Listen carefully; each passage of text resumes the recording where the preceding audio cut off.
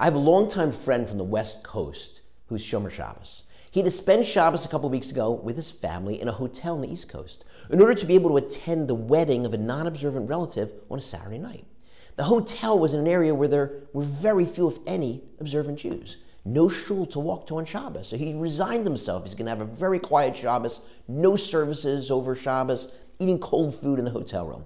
About an hour before Shabbos, his teenage son is knocking on his hotel room door. Dad, you're not going to believe it. All these religious families are showing up. He goes down to the lobby, and sure enough, there's a bar mitzvah. People are showing up, families, to the hotel. He meets the grandmother of the bar mitzvah boy and explains the situation, says, can I join you for service? She says, of course. He says, what time are they? She looks up the list, and she says, oh, tonight it's at 6:40. Tomorrow morning, Shacharis is at 9. The Daf Yomi Shir is at 8:30. Not only does he have services, he's going to have Talmudic classes. Great. When he shows up for services Friday night, the host, the father of the bar mitzvah boy, says to him, you're not just going to join us for services, you're going to join us for meals on a gala kiddush. It's unbelievable. He thought he was going to have no services and be stuck with his family eating pita and guacamole in their room, and instead they've got hot, delicious, kosher meals. When he told me the story, I said to him, this reminds me of another story I heard several years ago. One of my sons, when he was a teenager, was on a travel camp on the West Coast. He was in Yosemite Park. A hiker walks up to him and his friends when they're about to start praying mincha, the afternoon service, and says,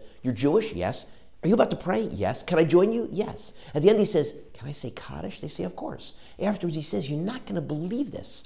Last night I had a dream. My father appeared to me and said, you know today's my yurtzeit, right? And I said, Dad, I know, I feel so bad. I'm here in Yosemite. He said, well, you're not going to say Kaddish? He said, Dad, when I booked this trip 6 months ago, I didn't realize it coincided with the yurtzeit. I'm not going to be able to find a minyan. And my father said to me, if I find you a minyan in Yosemite, will you say Kaddish? And I said, of course. So I couldn't believe my eyes when I saw a bunch of Jewish guys getting ready to pray.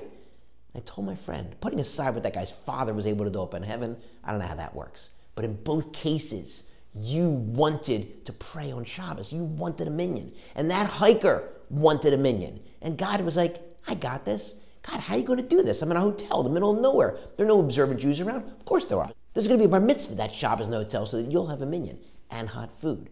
God, how are you going to find me a minyan in the middle of Yosemite? Yosemite is massive. Don't worry. I'll make sure that as you're walking by, there'll be a group of Jewish guys about to pray. And what a lesson for Rosh Hashana.